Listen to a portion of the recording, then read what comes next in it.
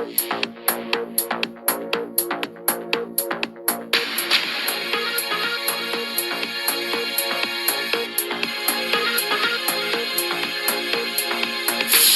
ጤና ይስጥልን ክቡራን የዩቲዩብ ቤተሰቦች፣ የሰዓቱን አጫጭር መረጃዎች እየቀርብ ያለው እስከ ፍጻሜው አብራችሁን ቆዩ።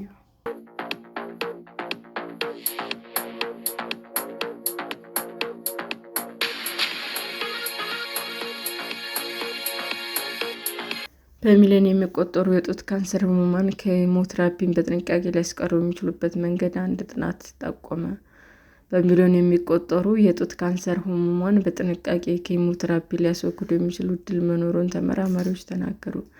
ተመራማሪዎቹ በኬሞቴራፒ ሊጠቀሙ የሚችሉና የማይጠቀሙ ህሙማን ለመለየት የሚያስችል የዘረመል ወይም ዲኤንኤ ምርመራ እየሰሩ ሲሆን የሙከራ ውጤትም ይፋ አድርገዋል።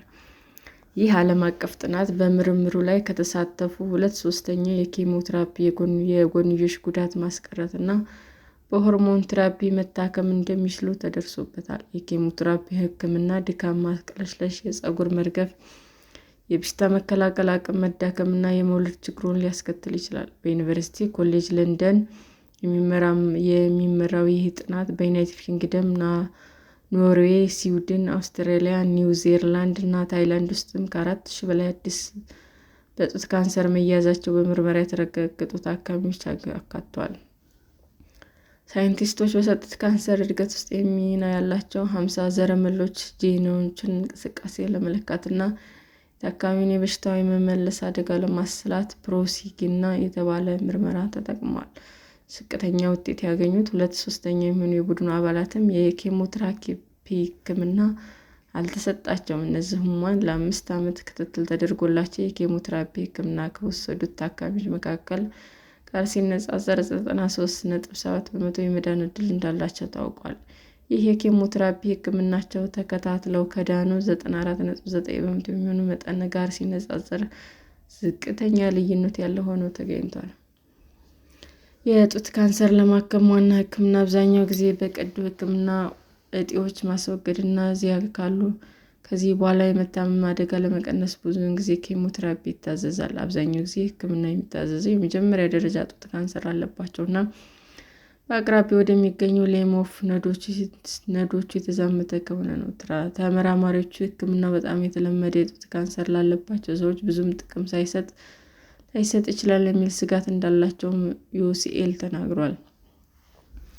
ዩኒቨርሲቲው ከሙከራው በኋላ በዓመት ከ5,000 በላይ ኤንኤችኤስ ታካሚዎች የኬሞቴራፒ ህክምና ማስቀረት እንደሚችሉ ተናግረዋል።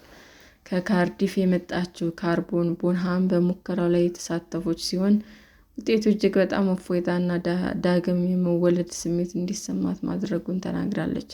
የ64 ዓመቷ አዛውንት በፕሮሲክስ እና በምርመራ ምክንያት የኬሞቴራፒ ህክምናን ማስቀረት የቻለ ሲሆን በምትኩ ለ8 ዓመታት የራዲዮቴራፒ እና የሆርሞን ቴራፒ ህክምና ወስዳለች። ካንሰር ምርመራ ህክምና አስደንጋጭ ሊሆን ይችላል የሚሉት አዛውንቱ እርግጠኛ ነኝ ወደ ጠፋበት ዓለም ይገፋሃል። በህይወት ውስጥም ቅድሚያ የሚሰጣቸው ነገሮች እንደገና ማስተካከል፣ በህይወት መትረፍ ብቻ ነው የምትፈልገው። የጥናቱ ግኝት ቅዳሜ ዕለት በዓለም ትልቁ የካንሰር ጉባኤ በሆነው እና በቺካጎ ዩናይትድ ስቴትስ በሚካሄድ የአሜሪካ ክሊኒካል ኦንኮሎጂ ማህበር ዓመታዊ ስብሰባ ላይ ቀርቧል። የጥናቱ ዋና ተመራማሪ እና በዩሲኤል የካንሰር ተቋም የጡት ካንሰር ፕሮፌሰር የሆኑት ሮቤስታይን እነዚህ ውጤቶች በግለሰብ ደረጃ የተበጀ ህክምናን አስፈላጊነት እና ጉልህ እርምጃን ያመለክታሉ። ሙከራው በባህላዊ ክሊኒካዊ ባህሪያት ላይ ብቻ ከመመስረት ይልቅ የእጢው ጄኔቲካዊ እና ሞሌኩላር ሁኔታዎች በመመልከት ውሳኔዎች ለመስጠት በተሳካ ሁኔታ ተጠቅሟል። ለብዙ ታካሚዎች የኬሞቴራፒ አካላዊ እና ስሜታዊ ጫና እና ረጅም ጊዜ የጎንዮሽ ጉዳቶችን እንዲያመልጡ ያደርጋል። ለጤና ስርዓቶች የበለጠ ቀልጣፋ እና በማስረጃ ላይ የተመሰረተ የሀብት አጠቃቀምንም ይወክላል። እንደ ዩሲኤል ዘገባ ግኝቶቹ ከ40 ዓመት በታች ለሆኑ ሰዎች የሚያገለግሉ ስለመሆናቸው እና ገና ብዙ ምርምር ማድረጉም ይጠይቃል። ሰላም ጤና ይስጥልን ውድ የዩቲዩብ ቤተሰቦቼ እንዴት ናችሁ? አዲስ ጀማሪ ነኝና ሰብስክራይብ ያደረጋችሁ አበረታቱኝ። አመሰግናለሁ። የዩቲዩብ አድማጮቻችን ለሰዓቱ ያቀረብኩላችሁ አጫጭር መረጃዎች ይህንን ይመስል ነበር። በሌላ መረጃ እስክንገናኝ ሼር፣ ላይክ፣ ሰብስክራይብ እንዲሁም ቢቀርብልን የምትሉት መረጃ ካለ ኮመንት እያደረጋችሁ ቸር ቆዩን።